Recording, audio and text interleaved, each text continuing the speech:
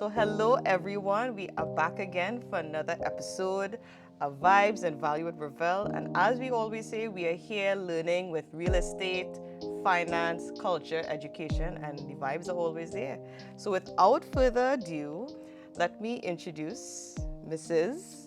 Renee Motilal-Bowman. Thank you so much for coming on the show. I truly appreciate it. And without further ado, the floor is yours, and please introduce yourself. Well, Shayna, thank you so much for having me all the way from the warm country of Twin Isle, Trinidad and Tobago. It's indeed a pleasure to be here. I hope today I can impart some sort of warmth from my country to yours and bridge any sort of gaps we may have between us. So, my name is Renee Motilal-Bowman. I am the broker and managing director of House Heroes Realty and Property Management in Trinidad and Tobago. We are a brokerage with a team of nine, a competent team of nine, may I mention. And basically, what we do is engage in the process of buying property. Just to tell you a little bit about myself, I've spent about 10 years in real estate, where I first started actually buying and selling properties on my own for myself, what we call flipping homes in Trinidad and Tobago. And from there, I realized I started to build a clientele who was interested in buying property. And because me myself, I was actually buying and selling property, for me, I became so engaged in the process of doing it for myself. I now wanted to do it for others. So it was natural, the progression was natural into real estate. And presently, we have a very successful brokerage here in Trinidad and Tobago serving clients who are really at the heart of what we do. They continue to motivate us. They continue to request our services on a daily basis. And it's indeed a pleasure to be of service to anyone who wants to engage in any sort of real estate transaction.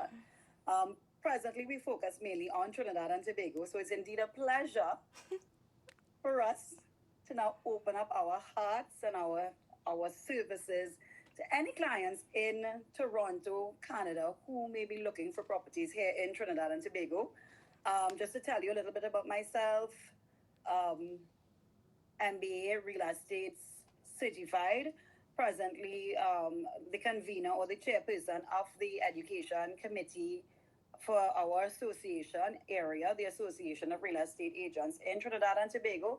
And basically, I do what I love. I believe the two best investments a person could ever make in their lives: one, property; two, education.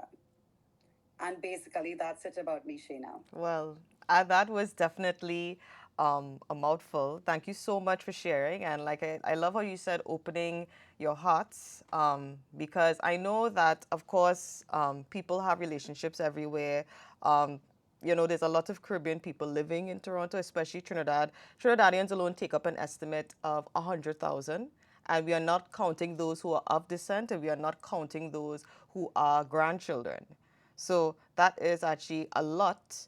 And what we are noticing is that in the millennial generation, especially, they are not waiting until they are ready to retire to build those connections with home. They are seeing it as fruitful, even from an economic standpoint, to invest in real estate at home. So they are seeing those wide opportunities. And their logic is that why wait till I'm 65 or 70 when I could start from when I'm 25 to 30 years old? Right? And I think it's an amazing opportunity, and I'm so glad that you are sharing that as well. For those viewers that don't know, for those that don't know how I had tried to build an amazing relationship with this brokerage, I actually knew the compliance officer, which was Mr. Curt Bowman. He was my physics teacher from Form 3 to Form 5. And it just so happened many years later, because I left school recently, but it just so happened many years later, I felt compelled to reach out to him to build those connections after hearing he got into real estate. And during the time when we were in school, he did mention that you had experience in that, you had experience in Caribbean Airlines, and now he's in this new, sort of newish career. So when I reached out to him, he was blown away, and he was like, no, we definitely have to get together and do something, and let's expand let's expand the horizons for our clientele, right? So I'm so happy that we're here to share that, and it's such a pleasure. So we do understand what real estate agents is, no matter where in the world you are. We understand that's their main job, helping clients get a property that suits their lifestyle, who they are, flexibility, all of these different things. But we do understand that there's a lot that is unseen. So for my Right. Canadian market, we understand to an extent there's a lot that is unseen, but there are many which, interesting enough, don't know what it entails in the Caribbean, right? Everybody tends to think that it's similar. Yes, it's similar, but there are things that you may see and that you may not see. So what would you say as a real estate agent in Trinidad and Tobago? What are things that you think maybe people don't see, or maybe meeting clients, they don't realize what entails in your job? I think globally, when people think of real estate, they automatically think money. I want to do that. They earn a lot of money. A lot of times, what uh, the an individual who is outside of the industry will not see is the work that goes behind it. Yes. So, for example, just to give you an idea of a process, um, let's say, Shayna, you called me this morning and you said, Rennie, I have this property I need to sell, and you give me the location and all of that. I would say to you, I would like to site visit. So I will go by, I would visit it, I'll take pictures, all of those things. And we'll have to discuss pricing, and then we'll have to put it to the market. Very often, you may show a property sometimes 10 times before someone actually says, hey, I would like to purchase this property. And so the vendor may see it from their end, but then walking this journey with a purchaser um, is quite extensive because people don't buy a home every day. And people don't sell a home every day. It's a high No, ticket item. no. Uh, Even if they did buy or sell a home in the past, they're not necessarily going to remember every legal document or every part of the journey they stepped through, because a lot of times they're just going in with the flow of what's happening. Correct. So in Trinidad, I would have to say the legal aspect of purchasing a home is the most important part. Why?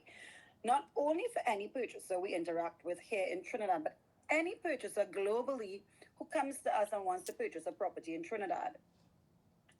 My favorite, every time I do an interview, I say this word escrow, escrow, escrow. And it's a word that people hear all the time. But on signing a contract to purchase a home, you want your down payment to go into escrow. You need your finances to be safe. So Yes. you come to Rennie and you say to Rennie or any member of the team, yes, you're ready to purchase that house. We take the IDs and we get a deed for the property and everything. We have a professional conveyancing attorney draft this agreement. You review it, you're comfortable with it, you're comfortable with the terms and conditions outlined in this agreement.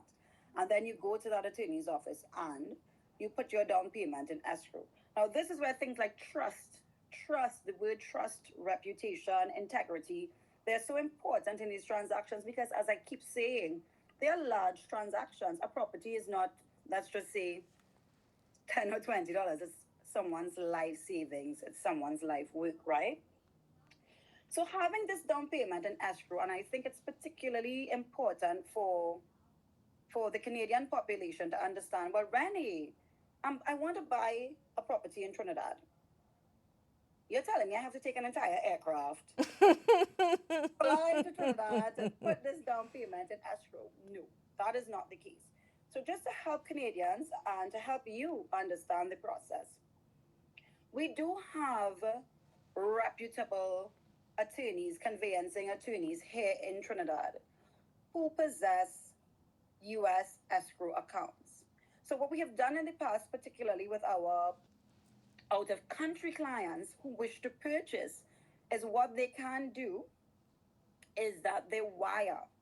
So, they will go to their Mm-hmm. Bank of America and they would wire it to, let's just say, JD Staley or Nat Sharma and companies Mm-hmm. US escrow accounts, right?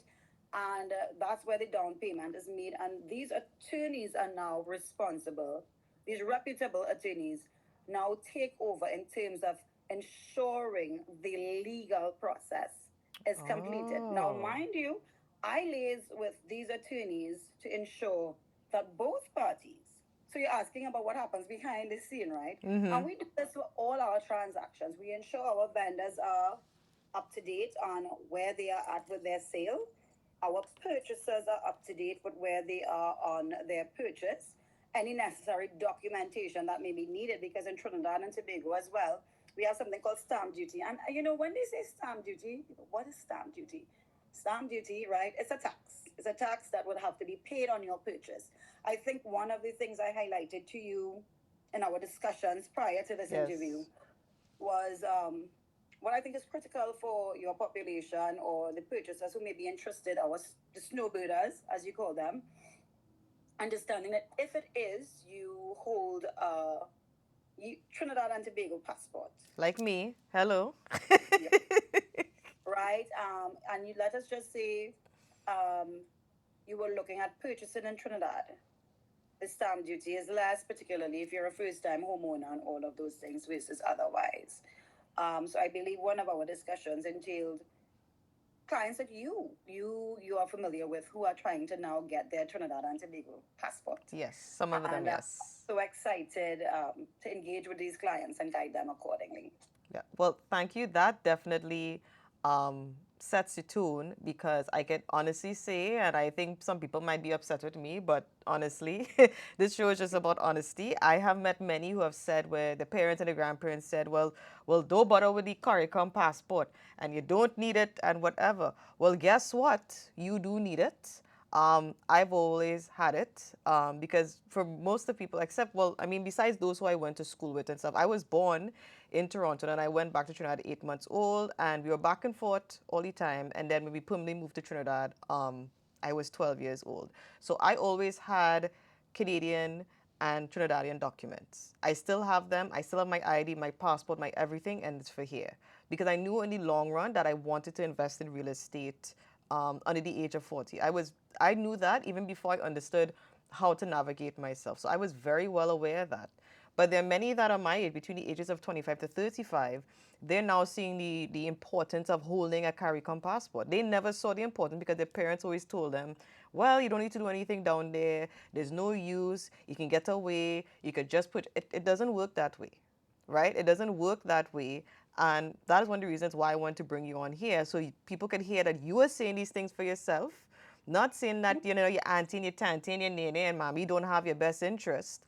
But when it comes to legalities, you kind of be frivolous with it. No, you can't. And your teacher, your ex teacher, who is my husband, Yes. is, is Vincent Sean. He's from Saint Vincent and the Grenadines, right? And as you're aware, I was a cabin crew member, a purser with Caribbean Airlines for 15 years. And when I did my bachelor's, I actually did it in international business. And since then, how many moons ago, we were talking about this global village. Technology in itself and this pandemic has made the world smaller. I do Yes. not feel that at any point in time, any one of us would need to limit ourselves to one location. I do not think that if you are living in Canada or Toronto, you you aren't deserving of being in the Caribbean in the warmth, sitting on the beach, eating a good bacon shack, going Yes. to a nice carnival fete. I think as individuals now, we demand more. We want more. We don't want to live boxed in or within the parameters of one will. Why can't we have it all? Why can't I have a life here in Trinidad and Tobago, enjoy a life in Canada, and even if I'm married to a Vincentian, enjoy that life to go to the Grenadines. I mean, the beaches there are even better than here in Trinidad and Tobago. You know what I mean? So sitting here with you today is critical to me as an individual because I know property is one thing, education is something else, and education teaches us that we are unlimited. The I only limits we agree. have are the ones we create in our mind.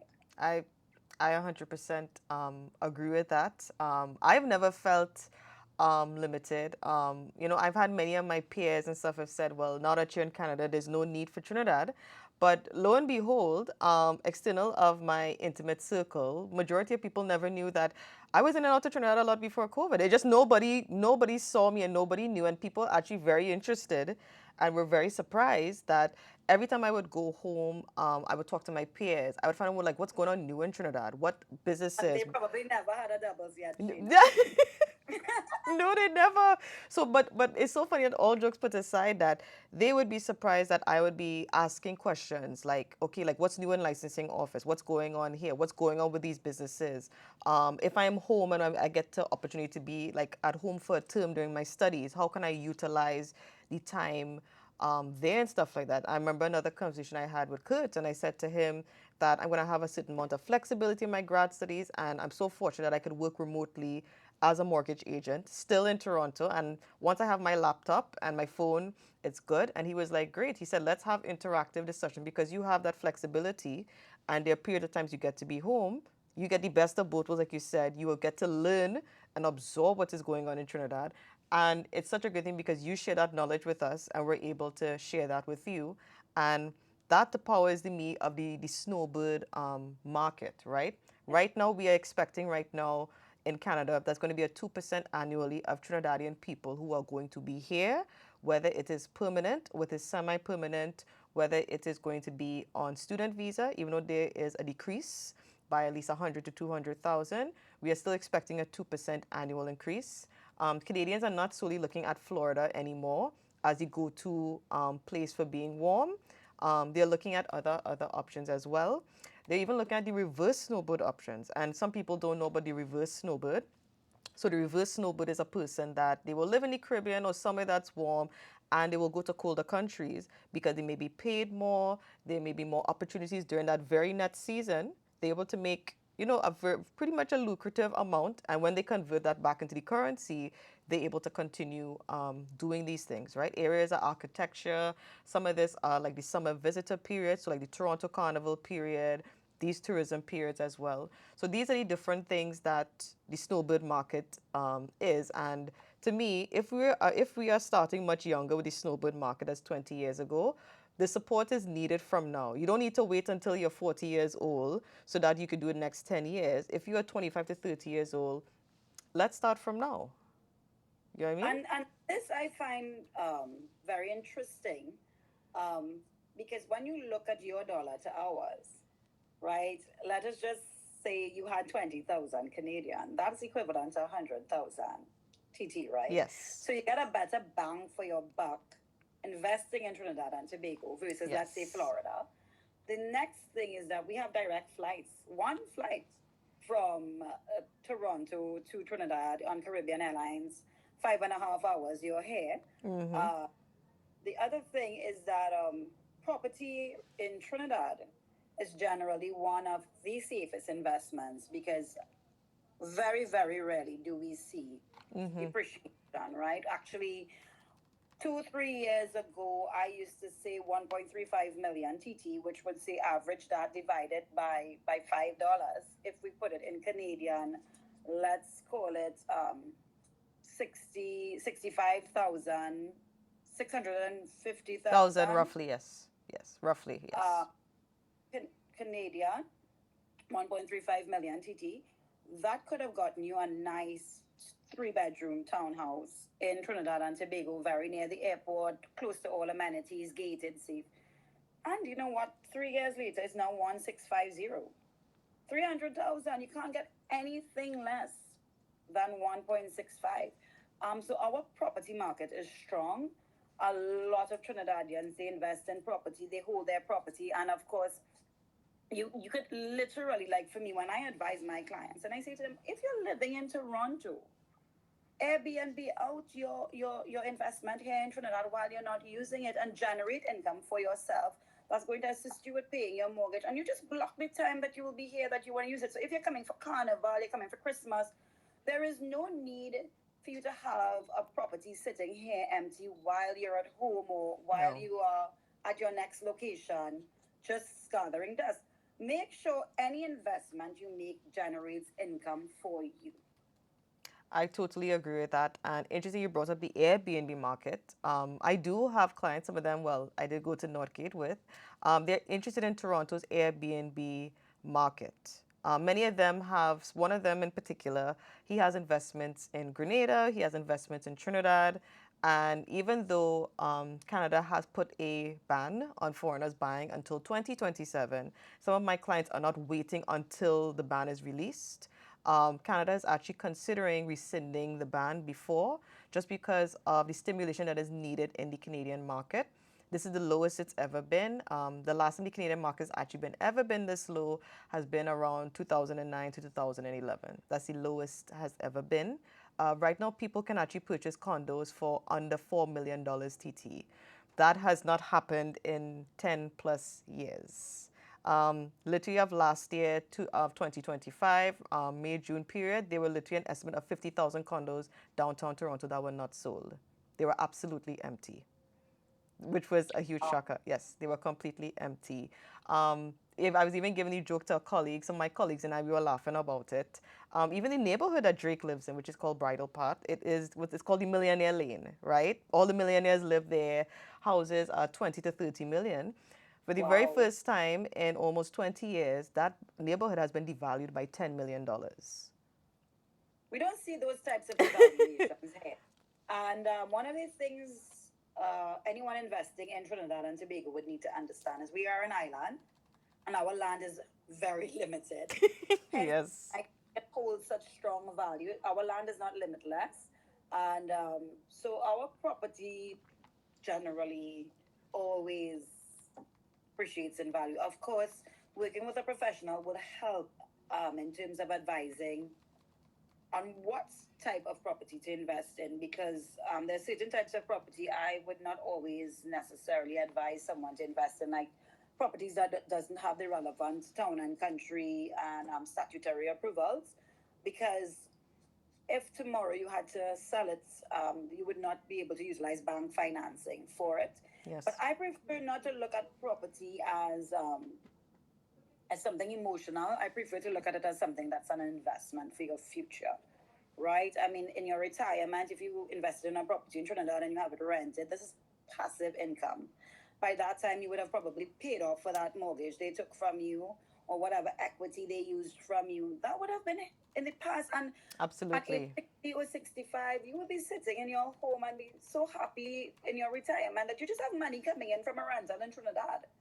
And that Yeah. same property in Trinidad, you can use, or your children or your grandchildren, when they come in for carnival, they can use. So it's really an investment, and it's definitely something I would advise on. I mean, I cannot ever imagine saying to someone that buying a property is not one of the best decisions of their lives.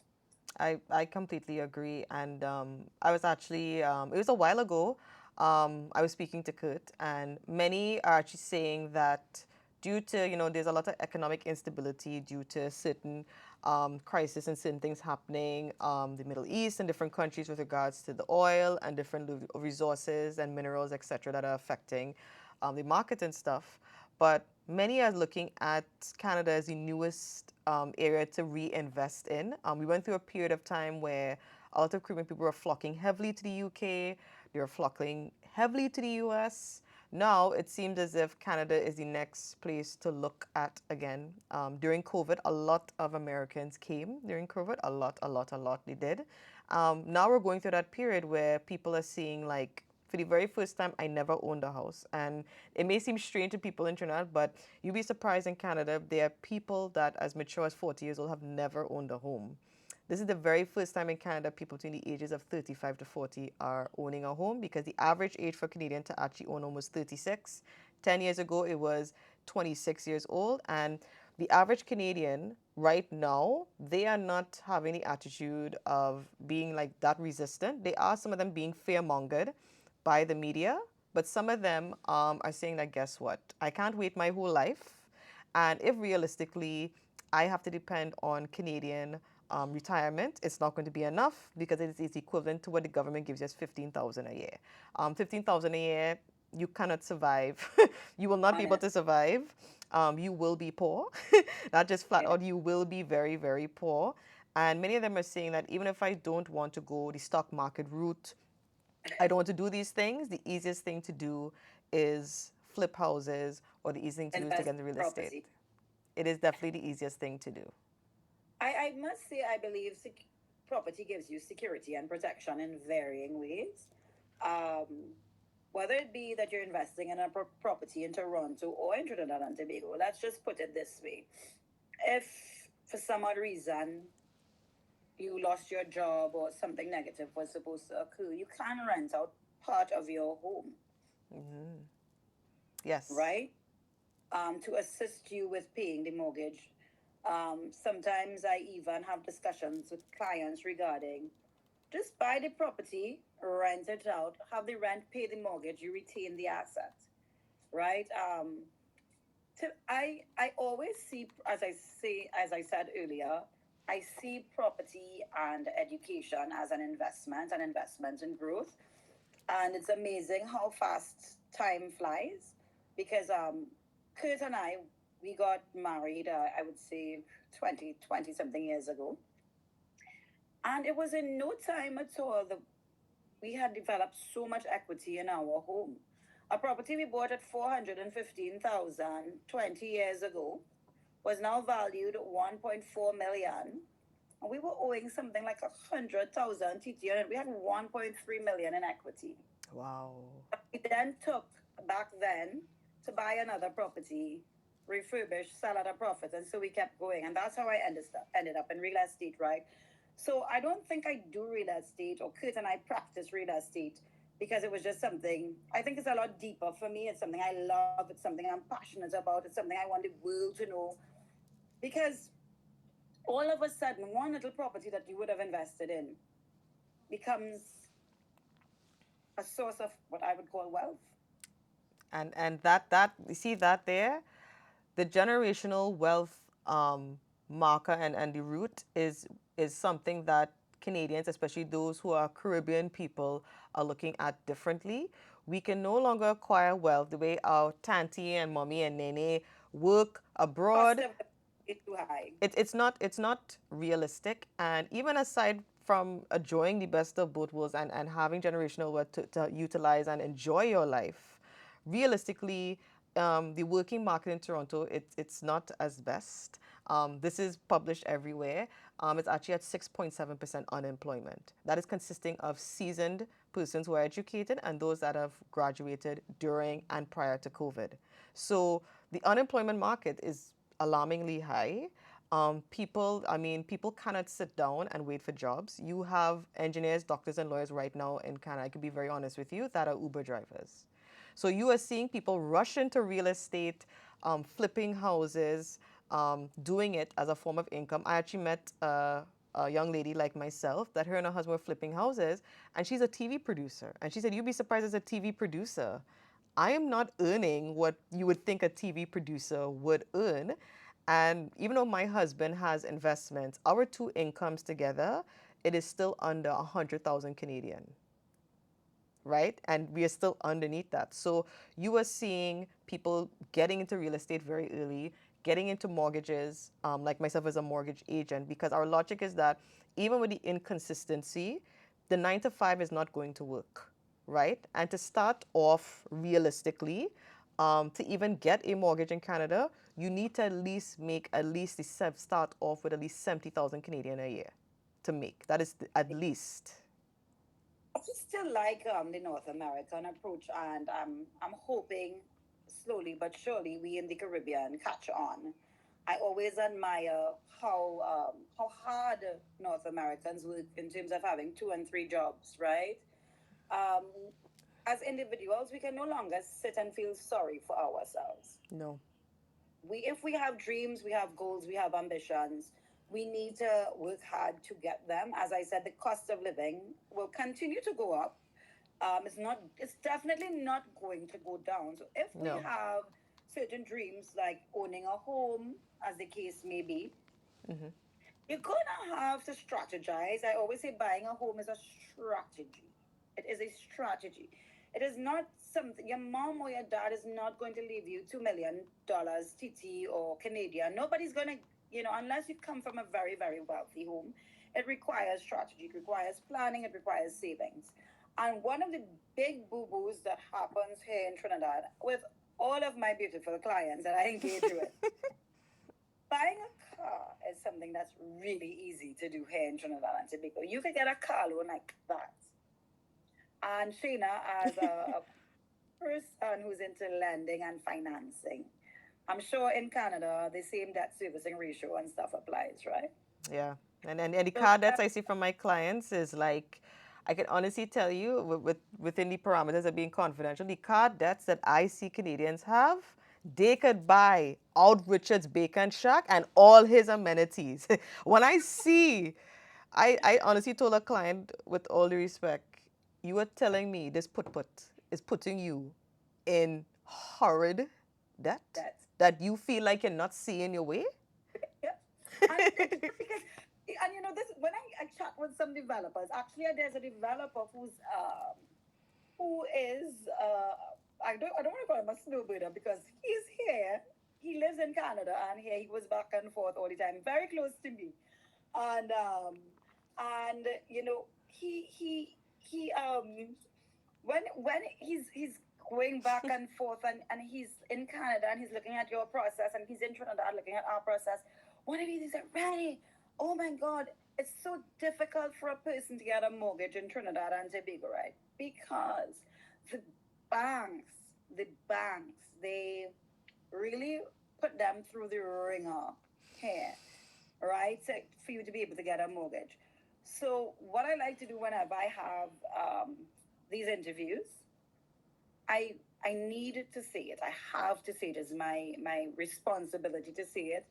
If your dream is buying a home, be very, very careful how you acquire debt prior to purchasing your home. Be careful how you take credit cards. Be careful how you go buying new expensive cars. It is not that you will not eventually get that fancy car, you will get it, but try and acquire the home first because it is the hardest, biggest one to achieve. It's the most expensive one. Once your debt is impacted by a massive car loan, you're going to be in, you're going to be, the amount the bank will be able to lend you, put it in simple terms, to buy a home is going to be a lot less. And it's definitely going to make it a lot more difficult to purchase. I I agree with that. And I've met, and then I've had the clients too. Interesting that you share that with me, because I've had the clients too have shared with me, in foreign it's easier to get a mortgage. And then when they hear and they realize the bare minimal that you need, so I'll give it in summary for your viewers that are even interested in watching. You need at least minimal starting off down payment, 35,000 Canadian. That's just starting off. We have not added your Legal other costs. No, fees, nope, taxes, nope. And same like, thing here. nope, you haven't. And I know, like you said, that it seems as if you, as the realtors, you tend to take a lot of the 50% of the workload, alongside with the lawyers. Where I don't know if it's the same thing. You can correct me if it's maybe the same thing in Toronto. In Toronto, and I was telling Curt this, that your mortgage agent is very much personal in your business more than the realtor. So it's not that your realtors are not personal here with you. Oh, we are all together, like around these purchasers, right? The Yes. developer has to ensure that he has or she has all her relevant documentation in place for the purchase to be successful. The bank has their due diligence. Of course, the banks are the ones who will contact the attorneys because the attorneys are doing the due diligence on behalf of the bank. But then, of course, the bank itself is doing all the financing and so many approvals you all have to go through to get a mortgage, Yes. right? And if someone ducks isn't in a row, and I mean, I've seen it on varying occasions, right? I can look at my clients and I know they can afford to have this mortgage, right?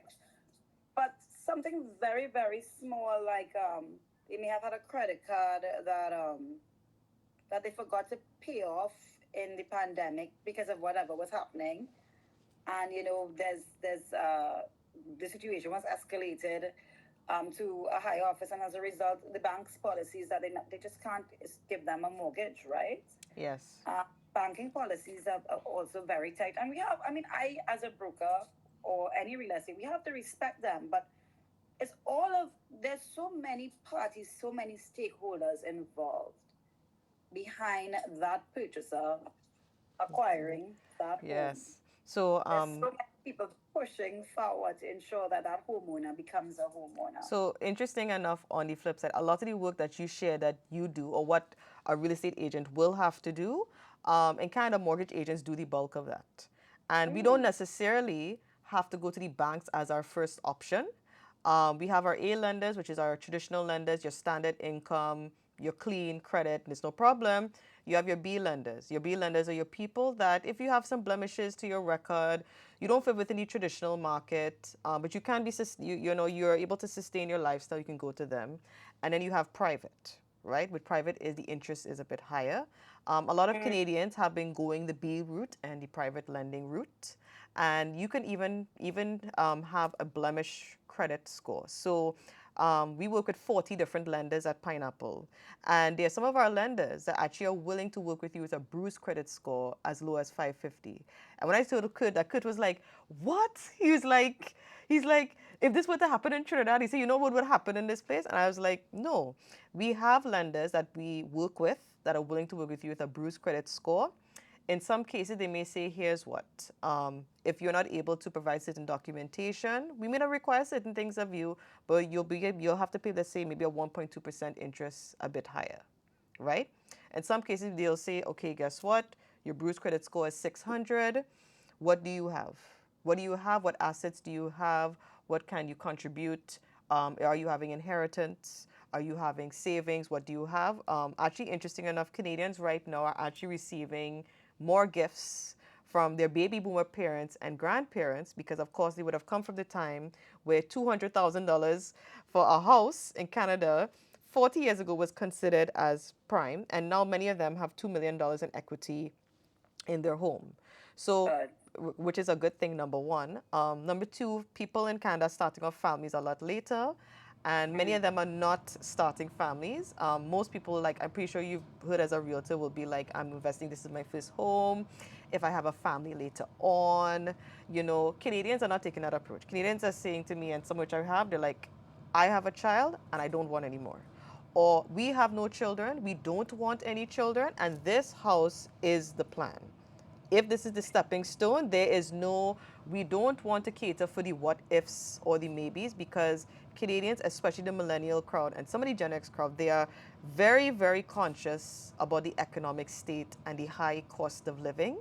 They're not being peer pressured by family and friends about children and, you know, different things. I had a client that literally told me that her and her spouse actually said if they have, it's either they have two children or one child and a dog. It's something, it sounds funny and it sounds hilarious, No, but these are it's serious real. It's conversations that they are real. These are having. the real pressures we face as young people. The cost of living is ridiculous, and um, and it's not. It's globally post pandemic. Globally, last year I was in the U.S. Dropping my daughter off to university in Atlanta, and I could not believe when I pick up a pack of milk in Publix, the cost of a pack of milk was more expensive than Trinidad. You know, usually as Trinidadians, we go to the US, we think, oh, everything is so cheap. Mm-mm. We're going to buy this. Mm-mm. I feel no excitement anymore to go to the US because I just feel what I once considered as the place I wanted to go to shop because everything would have been cheaper is not necessarily the case anymore. One person's post pandemic makes a statement about how difficult life has become. I don't think it's unique to, let's say, you or myself or any. Globally, life has become a lot more difficult. That that that uncertainty that came out of the pandemic, we saw massive job loss. We all feel while the pandemic is over, we still remember that feeling of uncertainty. How many persons were furloughed and pressing forward if we wish as a population, a global population, to move forward with life in a more cautious manner? I do think that we are entitled to based on what we've just experienced globally. You know, we went through a rough time. It Putting it is. lightly, we went through a rough time, right? I agree. So I'm It's saying, you know, I don't know after living through a pandemic if I necessarily want a big home and a big family. I don't know if mentally, I had to go through being furloughed or laid off again. But, that I think that's reasonable. Yeah, it's fair, and like how you said, within your travels and stuff like that, and bringing that to the next question, have you met any those who are Canadians or Trinidadians that hold dual citizenship? And like you said, because of how the uncertainty, people are looking at options. If here doesn't work out for me somewhere else. So in your business and so forth, as the brokerage, has House Heroes TT encountered any Trinidadian Everybody needs Canadians? a bunker these days, right? Trinidad and Tobago is a good place to bunker, right? When things get rowdy in these big first world countries, you can run away to Trinidad literally and feel safe. I mean, in these parts, and I have to tell you, when you look at CNN or BBC and you see all these things going on in the world, and you sit here in little Trinidad, you feel so safe. You feel so safe. I mean, because you're not really part of that harsh global geopolitics, as the case may be. We're just a little island in the Caribbean. Um, so I would definitely say we are exposed to quite a lot of clients who go back and forth, who invest in Trinidad and Tobago. Their roots are here. They definitely want to have something in Trinidad and Tobago that when they come here for Carnival, they all, they love, there's so many persons that come for Carnival. They need that mental break after working really hard in these fast-paced countries. They want to come home. They're buying something for their retirement. Winters have been brutal. Like I told you, it was Yeah. literally Canada this year. We were at negative 30 degrees. And we had a couple of counselors and agents. They went to Dominican Republic, like, well, see you all in 5 days because we don't have this patient. But, Gotta go. prior And to, I used to be a cabin crew member for 15 years. And when I was 23, I loved it. I loved it, loved it, loved it. And as I got older, I just did not appreciate the cold. I just thought, like, this is a lot for me to cope with. So, as I said, yes, you get all the benefits of first world living, but you are also entitled to the enjoyment of Caribbean living. And Caribbean living is a product unto itself, I right? agree. I see no reason for our grandparents to compare one or two. The product is two different products, two national. This Caribbean living will never, you cannot compare one against the other. No. This is the Caribbean. This is where life slows down. This is where you go to the beach. This is where you go to the fair. This is where you go and check your partner on the corner and eat a double. You all talk. You have a good time. You see your auntie who cook when she reach, you have the pot of pill already. Don't I need to encourage persons never to compare one. There's no one that's better than the next. You can have both. I agree. And so, do you have a lot of clients who are living that way? They are particularly like in Canada, whether they're in Toronto, the province of Ontario, but they're More back and so forth? now than ever. More so now than ever because they can work remotely as well. And what would you say that, just very, very basic figures, what is a basic number that the average Canadian who wants to live that life, just starting off with very basic housing costs? Like, what is a very basic number that is a very safe number that this is the amount that you need to start with to even start the process? So I believe, Shayna, if you're going to be doing financing in Canada, like I think some of the things we looked at is equity, utilizing equity on properties. I What would 2 million TT look like in Canadian? So 2 million TT, 400, 400,000. 400,000, right? So I would say that's a good figure to look at. It is on the higher. That's on the higher end. Okay. That's on the higher end, not the lower end. That's on the higher end. Because what I'm taking into consideration is the lifestyle expectation of a Canadian. This would be putting you in a brand new townhouse in the East, gated community, 24-hour security. We just sold out a development, Roystonium, using Piarco, 2 minutes from the airport, 5 minutes from Trinity Mall, all the restaurants, Eastgate Mall. I mean, like prime property in East Trinidad, 1.850. By the time you had the closing costs and all of that, you can see that's called a total package of 2 million.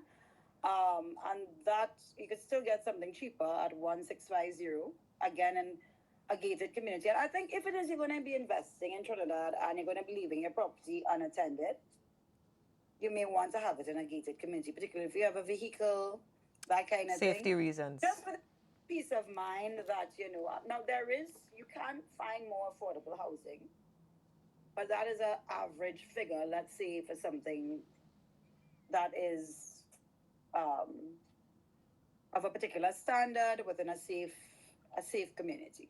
So, for example, if a person wanted to take equity, or let's just say they have multiple investments, let's just say in a place like Trin City, like I've seen in new developed areas, they really look pretty. I've personally always loved Trin City. I mean, Yeah. even though I'm from Eastern McCoy, I love Trin City. I think because it just very much reminded me of when I was younger living here. Like it's very, very much very similar in layout, so I did. So what you're saying is that if, let's say, a person as a tenant, let's say a person as a tenant is renting out their home. Let's just say, like you said, it's a $2 million property. I know rent in Trinidad could vary depending on the area. Let's just say they're renting, the tenants are like $5,000 TT a month, right? And let's just say it's $3,000 they're charging said tenants, and there's $2,000 layover cash over a 2 year period, right? Because you're saying that $2 million is roughly pretty much what it could be. Do you think within 2.5 to 3 years, their equity could maybe equal to, let's say, about a 700,000 Canadian, maybe roughly give or take, Over what period? over 2 years? 2 years might be a short period of time. So it might be needed a little bit longer. You may need a little more time. Yeah. Okay. But I'm not understanding where we're looking at the overlay. I'm not sure if the term you're using is more Canadian than Trinidadian. Yeah.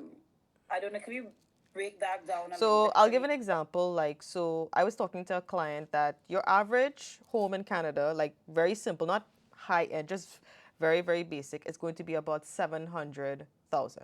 That's just Right. the average home. Very, very basic 700,000, right? So you go through mortgage, you put down your $35,000, you go to the lender that suits you, and you're able to equate to your mortgage of $3,000 a month. That's just the average. 3,100, 3,000, that's your average, right? About 15,000 TT, right? So about 3,000. 15,000. Yes, 15,000 That's an TT. average mortgage per Yes, yes, in Canada. Average mortgage for 150 is going to be equal to 15,000 TT.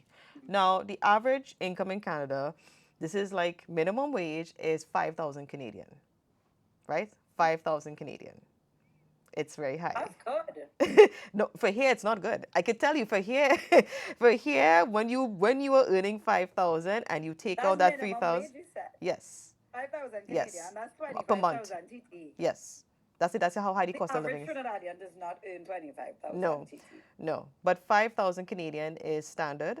3,000 when you take out for your mortgage and you have $2,000 left. And then your average car note is going to be about 500, 600. So when you break down the monies here, you are feeling Wow. you are I'm saying, feeling wow, it. that's a lot of money. So what Canadians are doing now is that, and some of my clients are doing it. Scotiabank, for example, has a program, right? Scotiabank is actually, they do have some very good programs. And one of which what they do have is, let's just say you have this house for 700,000, whatever, and you want to use rental income, right, to make it easier and alleviate the cost. So the rule is that once you have a separate entrance, separate kitchen, of course, the conditions have to be livable, windows very clear, but two most important factors, you must have separate entrance where that tenant could leave, right? There's no entrance connected to the main house, and it must be a fully separate kitchen. It doesn't have to be big, but fully separate kitchen, stove, everything as well.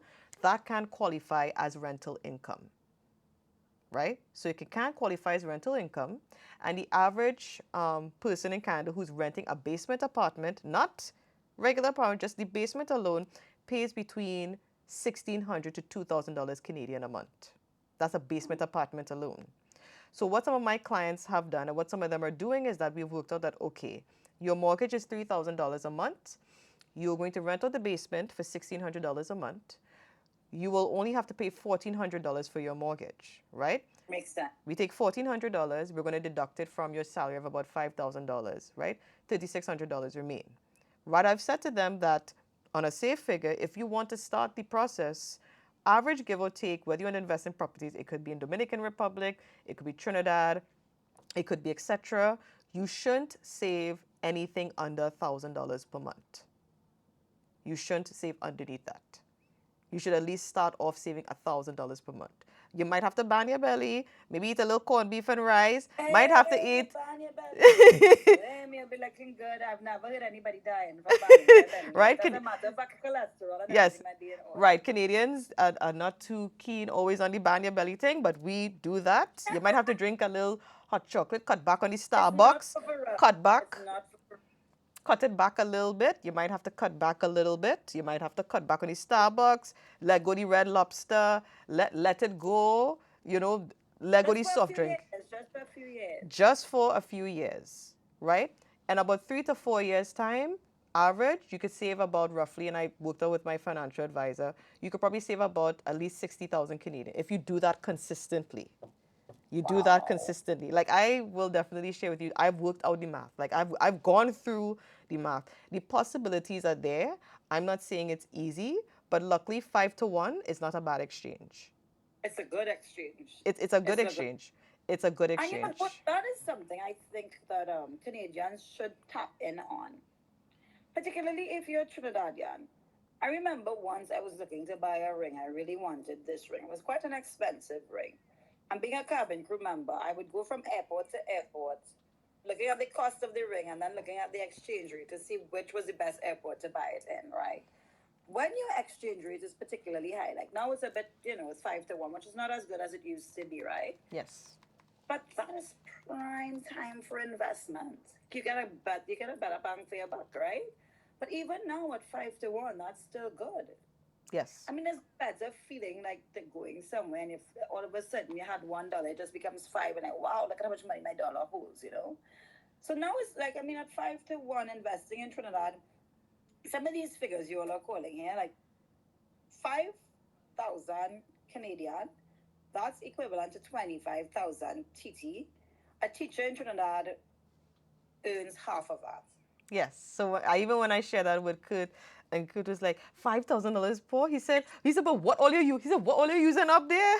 It was just like, you'll be quite surprised. You'll be quite That is a surprised. lot of money for and an average mortgage here would be about 8,500 TT. Divide that by 5, that would be less than 1,500 Canadian per month. So then a person renting an average home in Canada is actually going to be able to facilitate those extra funds and literally pay for that mortgage in Trinidad and still keep at least a $1,200 of their salary. So what I'm thinking in my mind, like in terms of juggling money, because I mean that's how you make money. Um, if you were able to qualify for a mortgage in Canada and you're now renting this basement at $1,500 per month, Yes. of course you will have to gather some sort of down payment to acquire a home here in Trinidad. Yes. But really, that 1,500 you are earning from renting your basement can go towards paying a mortgage in Trinidad. But better yet, if it is, you saved some money, you made a down payment in Trinidad, or you were able to finance a property here. If you were renting your property here, it could just more or less pay for itself. And this is why we are having these conversations because people don't realize that you can do these things. Of You course. can do these things and don't feel overwhelmed. Like it is harder for us here to save because the cost of living is extremely high. But as you said, multiplying it by 5, it's going to be Just easier said for us ban down your there. belly. You just said if my mother was a banker, my mother's retired, God bless her great soul. And I think a lot of my business acumen comes from my parents. A lot of how I look at financing comes. My mother is still alive. I will still pick up the phone and ask her about certain things when it comes to banking and finance, right? And she used to say, once you have less disposable income in your pocket, you will be forced to spend less. The only Yes. time you find yourself buying the Red Lobster and buying the Starbucks and buying the this and buying that is when you have the money to buy it. You know, if you didn't have it, you see how often you stay home, you make something at home, a little ramen, and you keep going, Yes, you right? drink some Lipton tea and a little toast bread, and you're a bit Oh, fine. Brad, please, you would have been fine. So the thing about it is what happens a lot of times. Sometimes we're forced to discipline ourselves, right? So we have to ask ourselves, what do I prefer? What do I want? Do I want to take this disposable income that I have and invest it in something for my future benefit that's going to accrue value, that's going to earn money for me? Or do I want the immediate gratification of the new iPhone? Do I Yes. need a new iPhone because the old iPhone working just fine, you know? It's doing whatever I have to do. Do I need the Starbucks? And it's really about a person knowing themselves. But sacrifices aren't forever because incomes, one thing about incomes, they generally go up. They go up. Yeah, they go up. I think the only concern that for Canadians is that, for some, is that the income going up is very small. It's not very big. And many of which are my age are saying, okay, we are understanding based on certain markets, especially if you're in healthcare, education, and trade right now, your annual income is not going to go up by much. Interesting enough. So there has to be other outlets. So if I know my income is not going to necessarily go up the best here, then I can look to Trinidad as another option. I can look at Tobago as another option. I even researched homes even in West Moorings and even the west parts of Trinidad that are not on the high end. And when I did a little bit of math and saw what people could charge for money as a tenant and convert it to Canadian, it can probably even help people who want to purchase a home here. There are these options that are here, but I wanted to really open this with you because I think maybe your clients will benefit. They might be shocked to know because we tend to focus on the US and the UK a lot, but I think a lot of what I'm sharing would be so valuable to your clients, even those with For those bruised who wish credit to invest in scores. Canada, now might be the ideal time. Is that what you're saying? Oh yes, if Because you do, the if you property are, market is yes. very So good. even though there is a foreign ban until 2027, there are exceptions to the rule. So there are exceptions to the rule. There are ski Mm-hmm. resorts, places that are outskirts of Ontario. A few of my So you want me from the Caribbean to invest in a ski resort? We don't see it. I know. Listen, listen. Interesting enough, I shared with a Trini, and a Trini told me, listen, if I could invest in a ski resort 10 years from now, and that money I could just scratch in Trinidad and I could do nothing. So all jokes put aside, these are the options, and that brings me to my last question with you. Do you think this type of strategic planning, like you and I are having, this cross-border planning, do you think these things are important and they could be lucrative and they could benefit like both of our clients and seeing like the value of equity?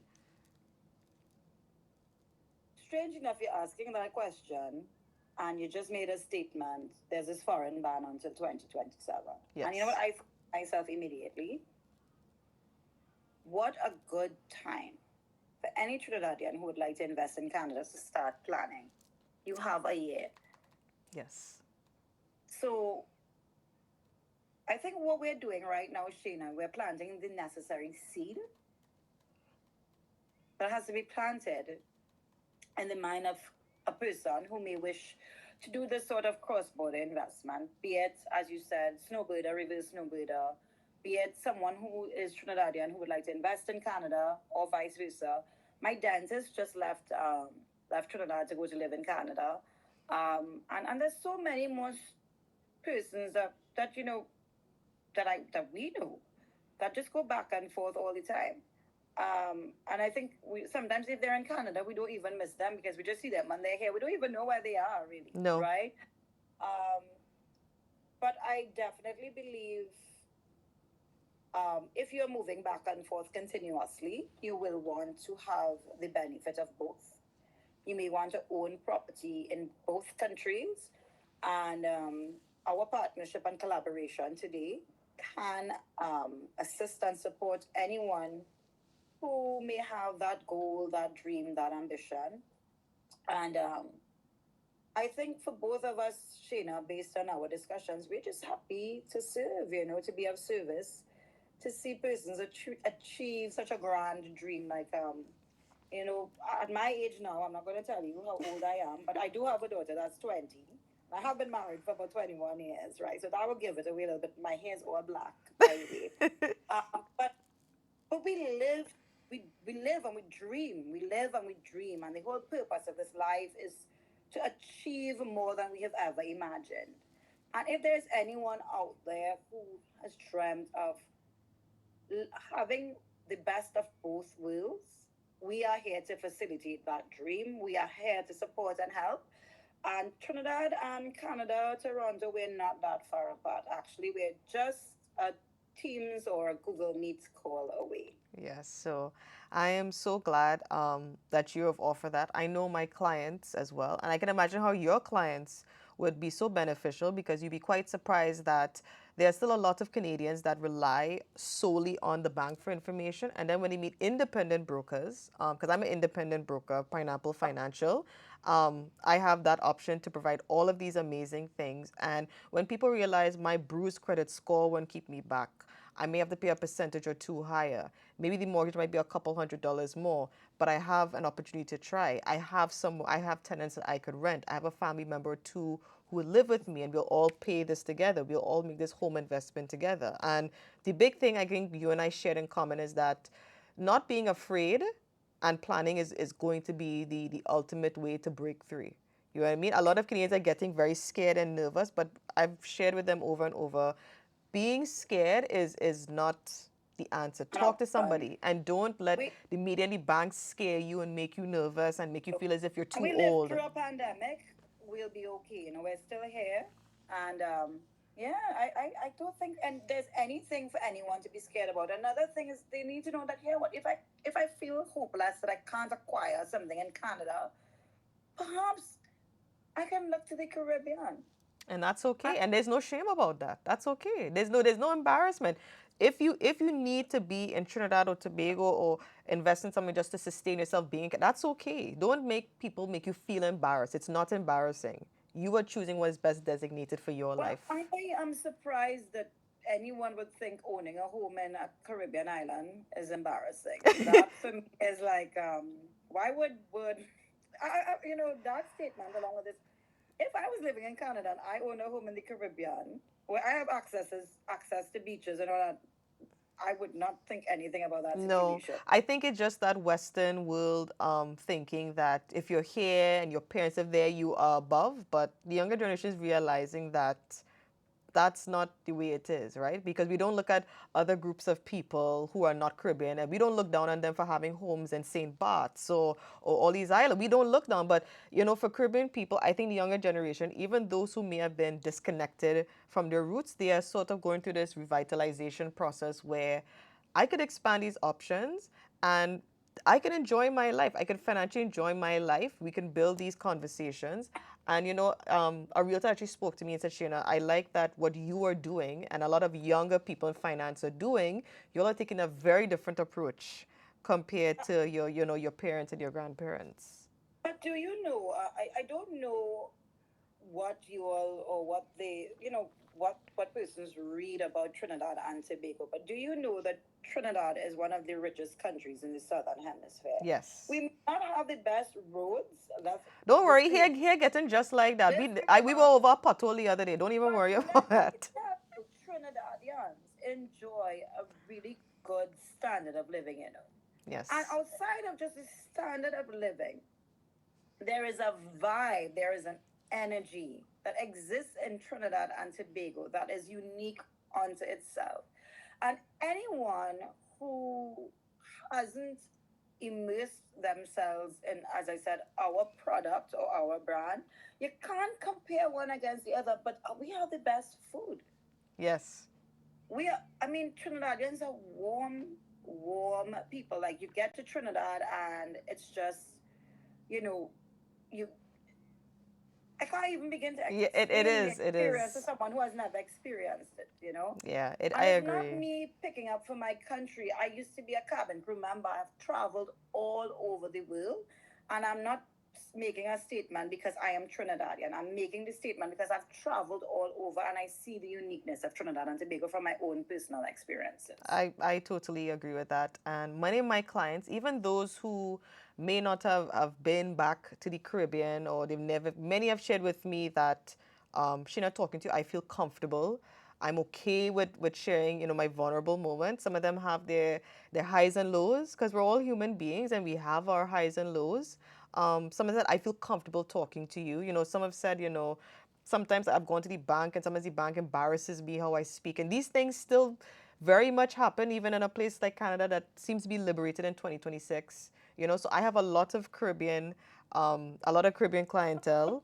I have a lot of realtors. Bad. Yeah. But the thing about it is, if you're a traveled person and you've traveled extensively throughout your life, you are going to respect that people are from diverse backgrounds. They have different accents.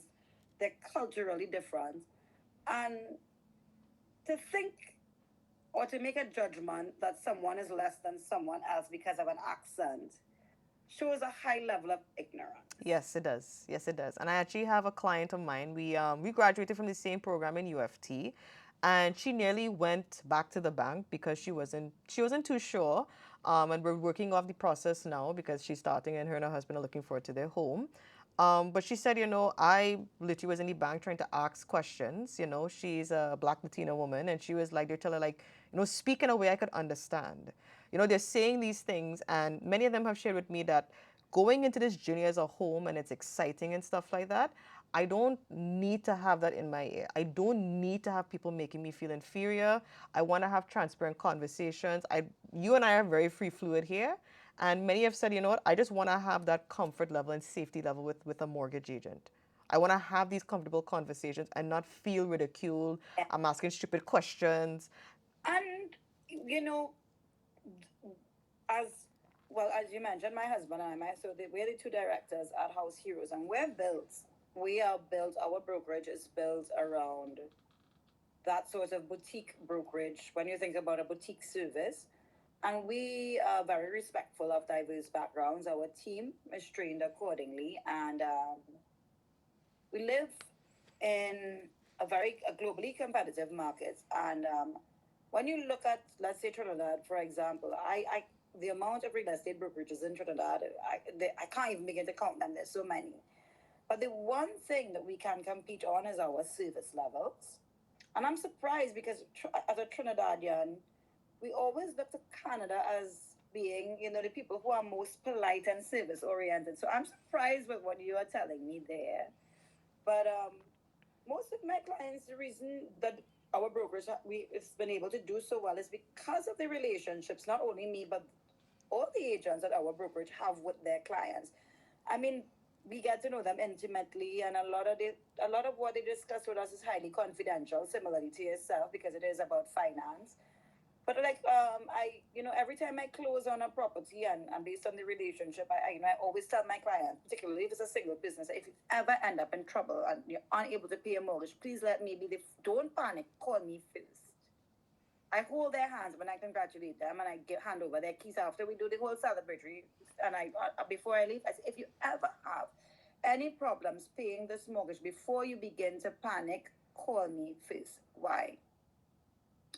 We have the option of one, we can rent the property and the mortgage can pay itself. We have the option of selling the property and them taking all the equity that out of it, right? So if so they can walk away with an easy $500,000, or they could choose to retain the asset, move back by a parent, and just rent it out, right? Or even rent it at a profit. So if the mortgage might be $5,000, they can rent it for eight and still make $3,000 profit on it and downsize, right? So what I'm trying to explain to persons, not only my clients whose hands I hold and who I hug all the time and who I have an excellent relationship with, but the wider public, your public, my public, is that when you're walking into these investments, like buying a home, taking a mortgage from Shayna, I don't think you should worry as much as you're worrying. Because should you hit a brick wall, there are ways for us to navigate that space and get around it successfully. You do not When you make this investment in a property, there is no reason for you to have to lose it or lose your money or lose your investment. Property is a very safe investment. I agree, and I get you. For me, in ending in that, I'm just very fortunate to be part of a multicultural brokerage. So I'm very fortunate At that, my team lead is Jamaican. Our president is Trinidadian. Our CEO, he's of Bengali descent. So we have a melting pot of everybody from the Caribbean, from Africa, from you name it. So we have a really, really warm, welcoming vibe to people, and people really love that about us, you know. So I'm very fortunate with that, and even sharing that with you, and I think it fits well with my personality and being a Caribbean person. And for me, just closing off with that, is there anything else you would love to share with my viewers? You shared so much amazing things that not only benefits you, but I learned a lot, and I'm sure you learned a lot from me. You know, is there anything I in closing you would love to share with us? I think the key to any successful a property transaction, it would be trust and integrity. Ensure that if it is you would like to make an investment of any sort in Trinidad and Tobago or vice versa, feel free to reach out. We'll be more than happy to guide you. It's not as difficult as you may think it is once you're working with someone who is a professional and knows how to get the job done, of course. It's indeed my pleasure to have spent this time with you, Sheena.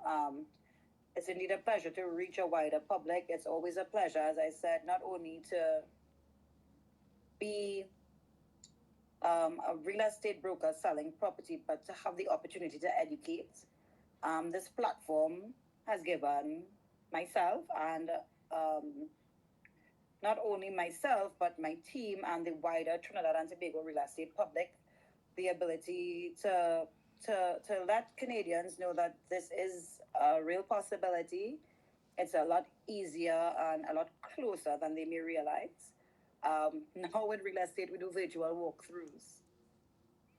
Virtual walkthroughs. If you have a family member, we had a client who was in Brunei. He wanted to buy a home. He sent his mom to buy it.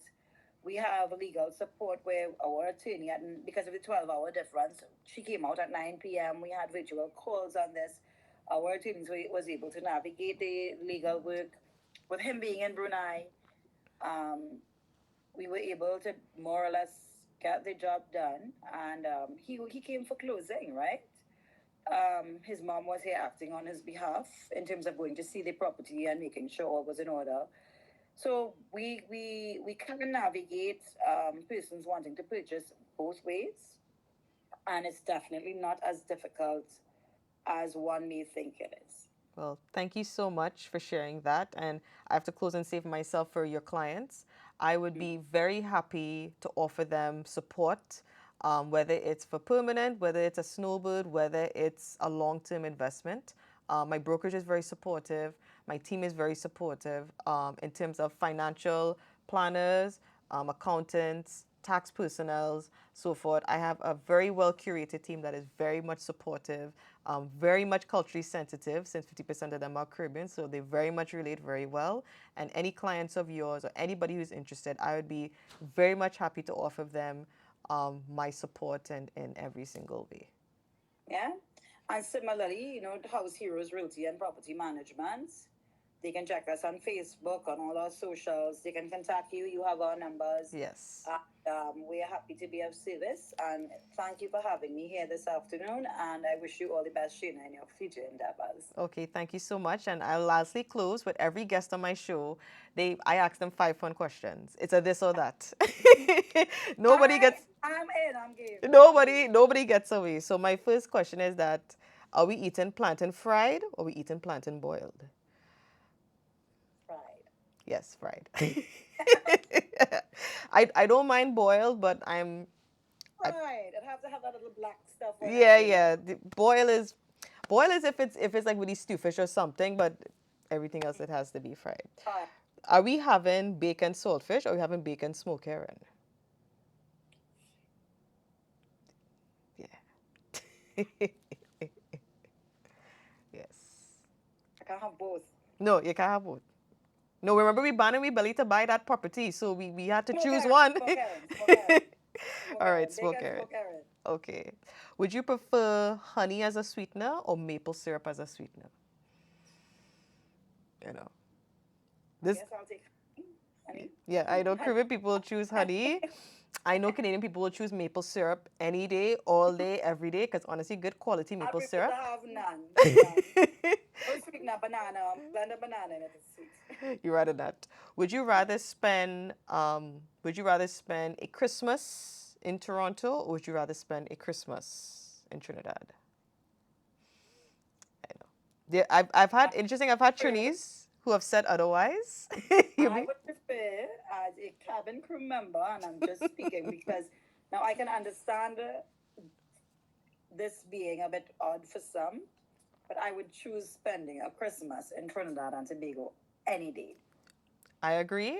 I've met Trinese who said they love the aesthetics of the snow and the winter wonderland and I've inside. been there, that kind of thing, you know. I the, would, at this stage in my life, I would choose Trinidad any day. yeah, I definitely agree. So for you, I wanted to know in terms of would you prefer mango? Would you prefer pineapple?